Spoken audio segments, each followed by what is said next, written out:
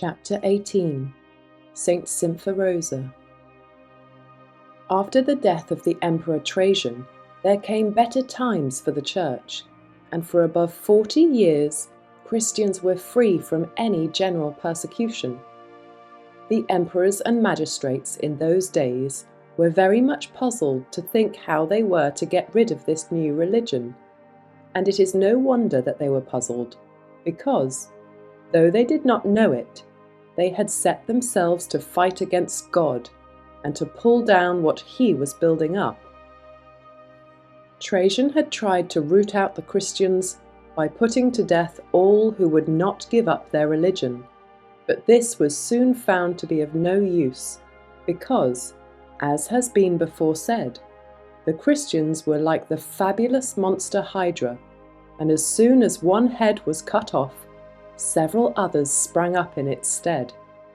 So the next two emperors, Adrian and Antoninus Pius, tried another plan and determined to see what could be done by treating the Christians fairly and justly. Several philosophers and learned men had now become Christians, and they wrote books in defense of their religion, showing how unjustly they were treated. These books were called apologies, and the most celebrated of them were written by Quadratus, Bishop of Athens, and by Aristides and Justin, both of whom were philosophers. The Emperor Adrian also called himself a philosopher, so he read these apologies with attention, and he thought there was some truth in what the Christian writers said. It happened that at this time, Cyrenius Granianus, the proconsul of Asia, wrote to him, as Pliny had written to Trajan, to inquire what he was to do with the Christians, because it seemed to him very unjust to put them to death when they had done nothing wrong, merely to please the people who raised an outcry against them. Adrian agreed with Cyrenius Granianus, so he wrote back to Minucius Fundinus, who meanwhile had succeeded Granianus, desiring him not to let the Christians be harassed by malicious people. He ordered that if any regular accusation was brought against them, they should have a fair trial, and if it were clearly proved that they did anything contrary to the laws, they were to be punished. But if it were found that there was no ground for the accusation except the malice of the person who made it, the malicious accuser was to be punished in the stead of the Christian whom he had accused. This edict of the Emperor Adrian was a great blessing to the Christians, for it gave them at least a chance of just treatment. Still, however, they did not always get the protection to which the laws entitled them. It was as easy in those days to get up a cry of, "The Christians to the lions!" as it is now to get up a cry of, "No popery!" because the Christians said that their own religion was the only true one, and they chiefly lived alone, and never went with the rest of the people to the temples or the public games. They were said to be very uncharitable and to hate their neighbours. If any public misfortune happened, the blame was laid on them. If there was an earthquake, or a famine, or a plague, it was said to be a punishment from the gods for the impiety of the Christians. If the barbarians who lived on the borders of the empire made an eruption into it, people said it was because so many persons had become Christians and thought only about saying long prayers instead of doing their duty and fighting for the emperor. Besides this, they were accused of many shocking crimes, such as eating human flesh and killing little children to offer them up as sacrifices to their god, and other things too horrible to be mentioned. The pagans generally believed these things without inquiring into them. It was enough for them that everybody said so, and what everybody said they thought must be true. So it often came to pass that at the public games, or on other occasions where great crowds were assembled, people would talk against the Christians, till at last a great outcry would suddenly be made, and then numbers of them would be seized and hurried before the judges, who would condemn them and allow them to be executed without a fair trial. Though the Emperor Adrian wished in a general way that the Christians should have justice, yet sometimes his passions got the better of him, and then he himself behaved to them in the same cruel and unjust way as other people did. It was thus that Saint Symphorosa and her 7 sons came to be put to death by him. Their history is as follows. Adrian built at Tivoli a magnificent palace, the ruins of which are still to be seen, and when it was finished he dedicated it to his false gods. He was very superstitious, and was in the habit of consulting the devils, whom he worshipped as gods, and who used in those days to speak to their worshippers by means of oracles and fortune-tellers of various kinds. Now it came to pass on this occasion that the devils told Adrian that a certain lady, called Symphorosa, never ceased to torment them by worshipping her god. Symphorosa was a Christian, widow of St. Getulius Zoticus, and sister to Amantius, both of whom had been martyred some time before, and she had 7 sons, as fine handsome lads as ever were seen, of whom she might well be proud. This answer of the devils, however, settled her fate and that of her sons. She was brought into the presence of the emperor, who, being unwilling to proceed to extremities with her, tried by gentle words to persuade her to sacrifice to his idols. But she answered firmly, "My husband Getulius and my brother Amantius endured many tortures rather than sacrifice to your idols, and by their death they triumphed over your demons, choosing to be beheaded rather than to commit sin. Though they were disgraced before men, yet they were clothed by the angels with immortal glory, and they now enjoy an endless life in the presence of the King of Heaven." Adrian replied, "Either sacrifice to the immortal gods, or I shall offer you in sacrifice to them."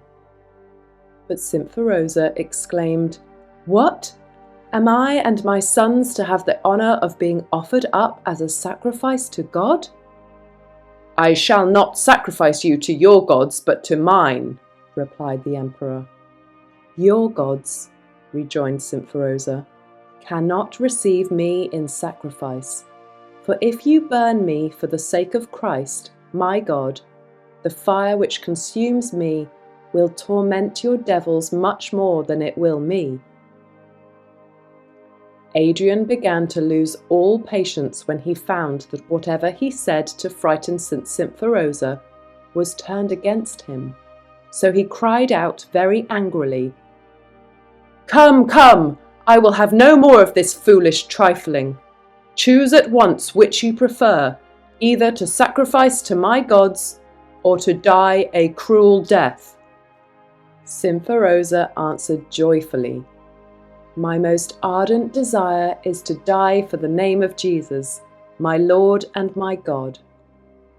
Adrian, finding that his threats had no effect on Symphorosa, determined to put her to death, as a sacrifice by which he hoped to please the devils, whom he worshipped as gods.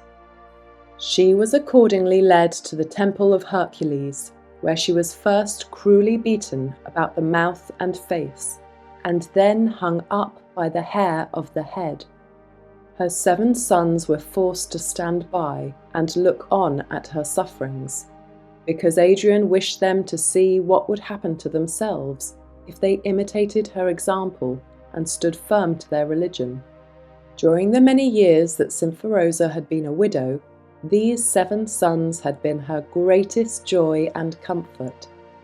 When they were little babies, she had nursed them in her arms and had fondly watched over them in their cradles. And when they had grown older, she had given herself up to educating them and had taken the greatest pains to teach them to love and serve Jesus.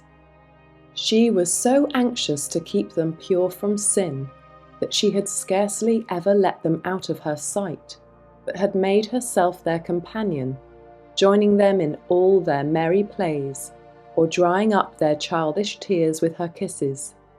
And now, in this last trying hour, her love for them did not fail, and she still thought more about them than about herself.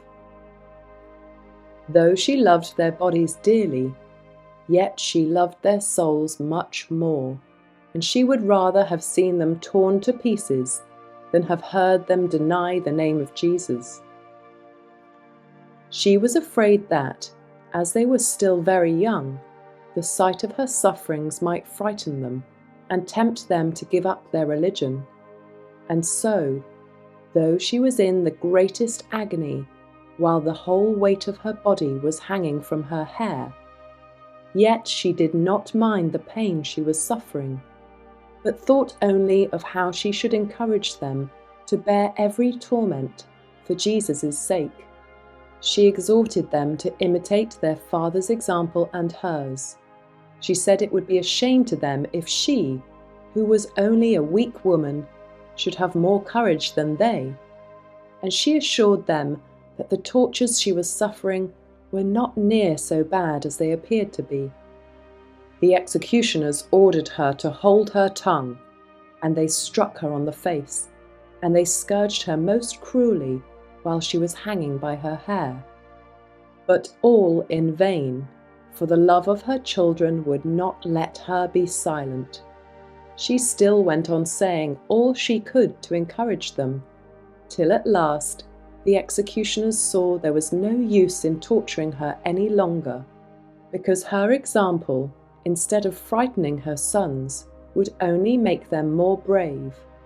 And so they took her down, and tying a great stone round her neck, they threw her into a river, where she drowned. Her body was afterwards taken up and buried by her brother Eugenius. The morning after her death, her 7 sons were brought into the presence of the emperor, who offered them the usual choice of sacrificing to the gods or being put to death. Their mother's example had not been lost on them, and though they were so young, they all firmly refused to sacrifice to the gods. Adrian accordingly ordered them to be carried off to the temple of Hercules and put to death. 7 stakes were placed round the temple, and to each of the stakes one of the 7 brothers was fastened. They were then killed one after another, in sight of each other, but in different ways. Crescentius, the eldest, had a lance thrust through his throat. Julian was run through his chest. Nemesis was pierced through his heart, and Primitivus through his stomach. Justin was cut to pieces. Eustachius was wounded all over his body and then quartered, while, last of all, Eugenius's chest was opened, and his body was divided into 2 parts. Thus did these 7 youths win their crowns of martyrdom. Adrian died very soon after he had put St. Symphorosa and her sons to death. He was succeeded by Antoninus Pius, who was one of the best of the Roman emperors and behaved very well to the Christians. He wrote to the governors of Asia, bidding them not to persecute the Christians, but to leave it to the gods to punish those who would not worship them. And he said that when earthquakes or other public misfortunes befell the empire, it would be well if the pagans, instead of throwing all the blame on the Christians, would look to themselves and see how they neglected their own religious duties, while the Christians became on these occasions only more cheerful and resigned to God's will. Under such an emperor, the Church prospered and went on quietly and steadily increasing and drawing many souls into the service of Jesus Christ.